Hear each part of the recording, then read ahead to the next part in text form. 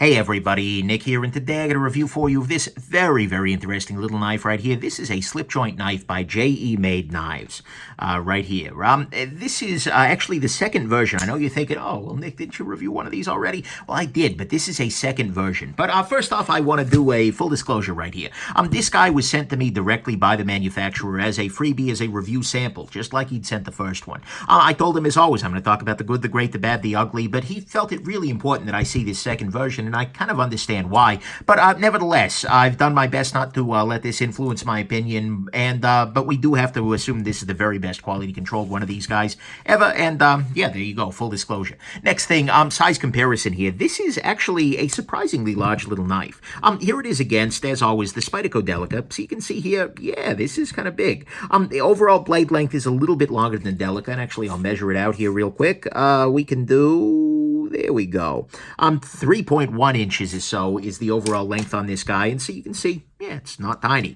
Here it is against the Ontario Rat number 2 and your Ontario Rat number 1, just for size comparison as always. And then actually here it is against a one of my very favorite traditional style knives, one of the ones that's made it in my collection. This is the SK Blades Goodfella, which is, I believe, based on the Buck Squire pattern. And so you can see here, it's not a small knife whatsoever here. And then, of course, oh, why not, the big brother, the Buck 110, which it is absolutely larger, smaller than. So there you go.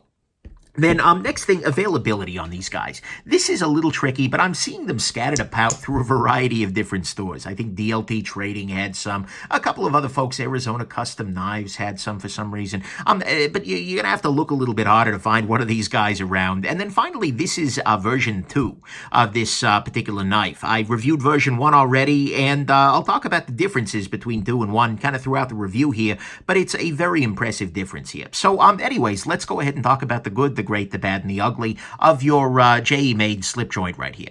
I mean, to start with, on the good side, this is a modernized slip joint, and I love that idea. I really, really believe that both modern knife making has a lot to teach traditionalists in that you get great materials like titanium, you get great blade steels like S35 VN on this guy. There is a great deal in disassemblability, those kinds of things. There is a great deal that modern knife makers have to learn from a budget sort of, I'm sorry, not budget, from a modern sort of knife. But at the same time, there's a lot that modern makers have to learn from slip joints. And so seeing this kind of a synthesis of old school patterns with a new school construction, I love. It just brings me a lot of joy.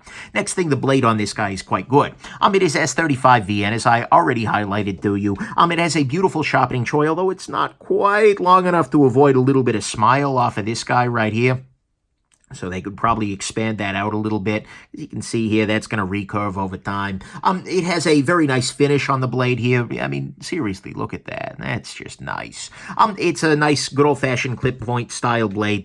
There's a lot to love about the blade on this little guy. And it is actually reasonably thin behind the edge. It does absolutely cut. It's not as cutty as some traditional knives are, certainly, but it is definitely, it will cut things. So that's good. Next thing, the price on this guy is pretty reasonable. Although the price went up a little bit for V2. This comes in at $175. And you know what? That's not bad. I mean, especially compared to some of the other higher-end modern slip joints out there, they're still coming in okay, and everything else is done substantially right, so I'll pay it. So there you go. Next thing, each one of these guys is numbered, and actually every part of it is numbered. See here, it's 082. See here, it's 082. On the inside of the scale, it says 082. Inside of the other scale, 082. Every damn piece of this is numbered, and that's just a beautiful thing. Big, big fan of that. Next thing, it is on phosphor bronze washers, and actually a really nice little detail is that the maker has given you a set of, or at least she sure gave me, a set of all of the parts you need. So a spare set of washers, a spare pivot, a spare set of Chicago screws in the back there.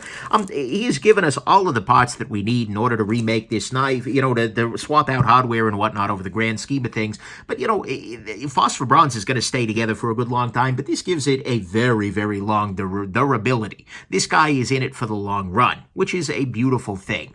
Next thing, this has a reasonable back spring strength. It is certainly not unsafe. I can spine whack it all damn day long, and it's not going anywhere. It's staying nice and open, and especially if I kind of choke up a little bit, have my thumb resting right here, right on this beautifully cut. See, take that, look at that right there. Have my thumb resting right there. This will also prevent it from shutting on your hand. Not a complaint there whatsoever. And so that's good. Next thing, it is beautifully made. I mean, what you can see here is, I mean, look at the back of this damn thing.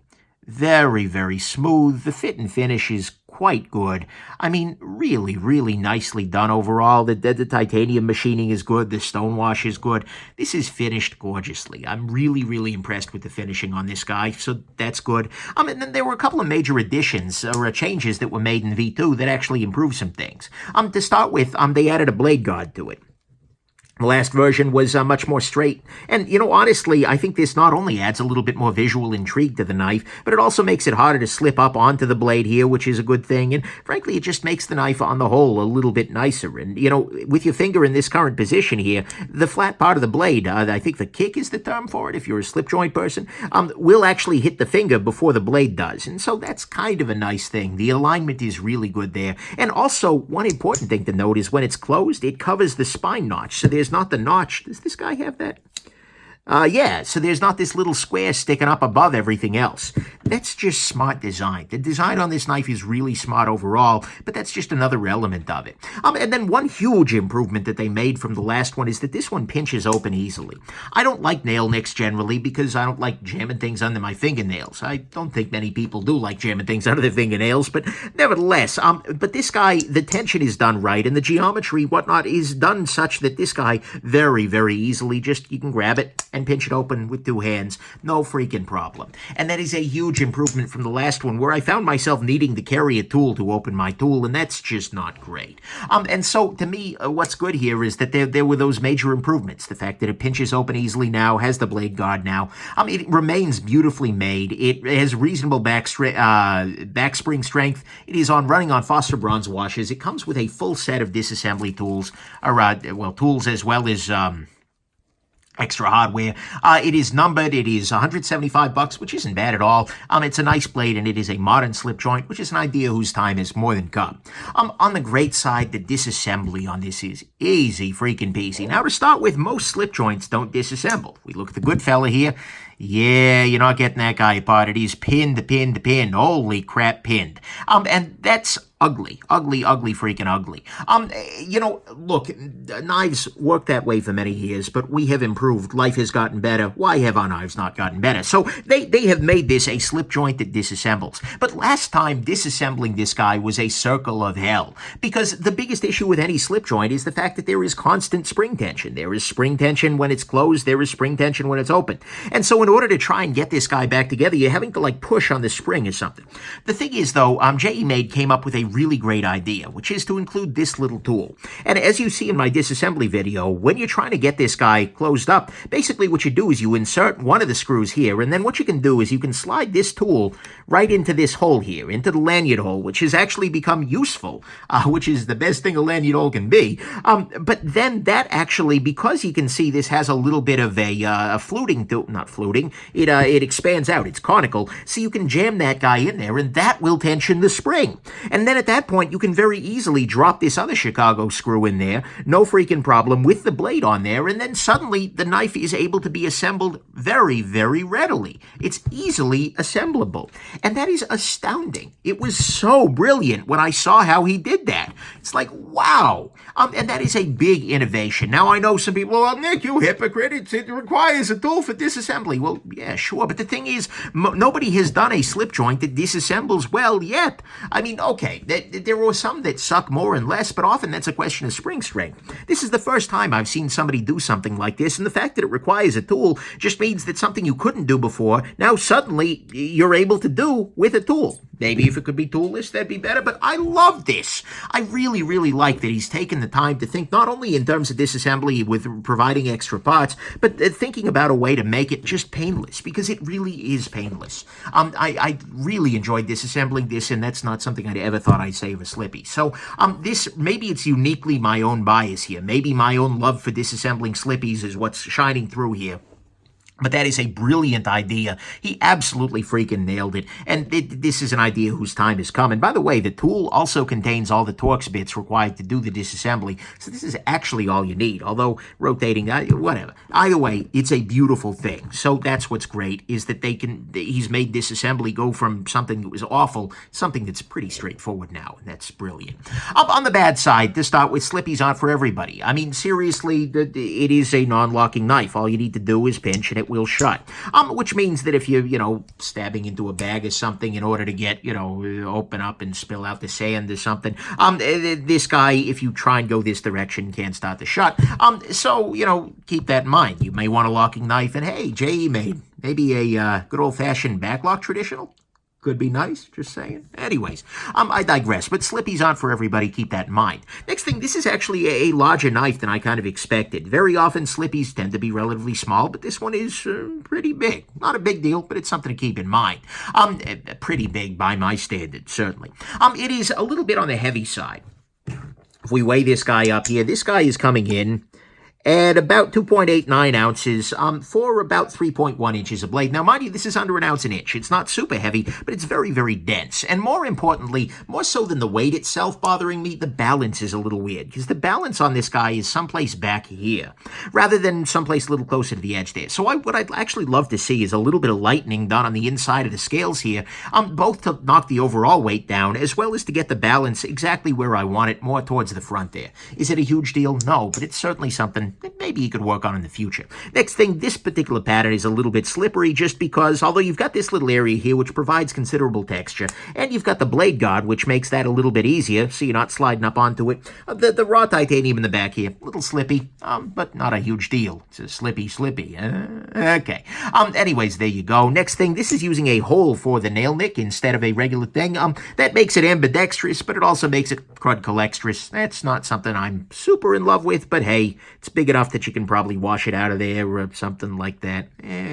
Whatever. Next thing, this guy had a $25 price hike from the original $150 up to the new $175. It's still okay, but let's not have that happen again, shall we? You're starting to push it there, so keep the price about where it is, if not dropping down a little bit. I'm not a huge fan of the price hikes with iteration. Is what it is, but whatever. Next thing, availability on these guys is a little tricky. I kind of wish he'd partner up with, more people, or just make more of them. Make them a little easier to get. It's kind of a little issue.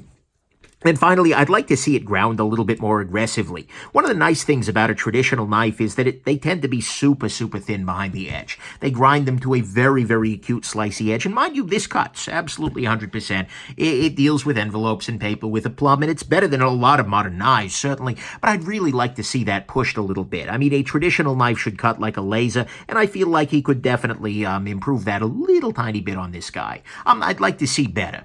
But, overall, that's the bad here, is that it maybe could use to be ground a little more aggressively. The availability is tricky. It's got a $25 price hike. It's got a nail nick hole. It's a little slippery. It's a little heavy with weird balance towards the back. And it is a little bit larger than you expect most Slippies to be, and Slippies aren't the best thing for everybody. On the ugly front, honestly, he fixed the ugly things, so there's nothing there, which is just great. And actually, that brings me to the final conclusion. Look, this knife particularly is a case study in why iteration is a beautiful thing. The first generation knife had a lot going for it. It had very nice materials, it had nice features, a decent price, and it was a really nice, compelling implementation of a disassemblable modern slip joint. But it had fatal flaws. The opening on it was just bad. The spring tension was too high and a whole bunch of stuff. It was a nail breaker, and I wasn't a big fan of that. And disassembly for it was a circle of hell. And honestly, the design was not unattractive, but it was a little unrefined. Whereas this guy, rather than just, scrapping it and calling it a limited edition, which is what most knife makers do these days. Oh, well, I'm just going to abandon that design. The JE Made went back to the drawing board and he came up with version 2 and he fixed the issues. Now the knife opens readily. Now it disassembles easily, which is beautiful. And it's been refined both in terms of its function and in terms of its aesthetics. And so the strengths of the original design is still there and even heightened, and the problems have disappeared. Yeah, sure, there's some places it could improve. Maybe a little bit of lightening for balance on the backside there, maybe thin the grind a little bit if they can. And, slip joints are always going to be a little bit of a niche market. But the thing is, this changed. The version 2 changed a knife that the first one was, I quote, deeply not for me. It is now a gem. It really, really is. And I'm going to order one of these guys with the sunburst handle pattern for myself because I really love what he's doing here. The fact that there's so much intelligence, there's so much good design thinking that went into this guy, even, whether it's the blade guard, whether it's the damn tool, that he has my heart on the tool idea alone. That is brilliant. But it is a really nice thing. And it is the most compelling modern slippy I've handled. The Lion Steel wasn't disassemblable. The proxy, Benchmade proxy, that is, I don't know. It felt that it was a little weird in the spring, and honestly, it didn't feel quite as high-end made as this guy is. I love this. This is my favorite modern slippy by a freaking mile. And this is one of the most compelling, if not the most compelling, modern slip joint that's out there at the moment. Putting aside some stuff by custom people. It couples a really nice design with some very clever construction and some beautiful, beautiful thinking about how this kind of thing should work. And so I really like this knife. This is 100% a gem. I carried it way more than I needed to. By the way, just in like a little pocket slip sort of thing. This one's by K&H Leather, but, you can get other kinds of affairs. But the thing is, it is just a really, really nice way to go. And if you're willing to carry a slip joint, if you're willing to do some kind of a slippy sort of slippy slip, nice. Then I really think you should consider this guy. If you're looking for a modern slippy, and you can get one of them, I think this may be JE Made just for you. Okay. Anyways, hope this has been interesting to you. Sorry to gush, but I love seeing iteration done well. Nothing brings me more joy than seeing a knife come back and knock it out of the park after a rough first outing. That's how I like seeing this. So, good job, JE Made, and keep up the good work. Here's hoping V3 is going to be even more amazing. All right, have a good one, everybody, and bye now.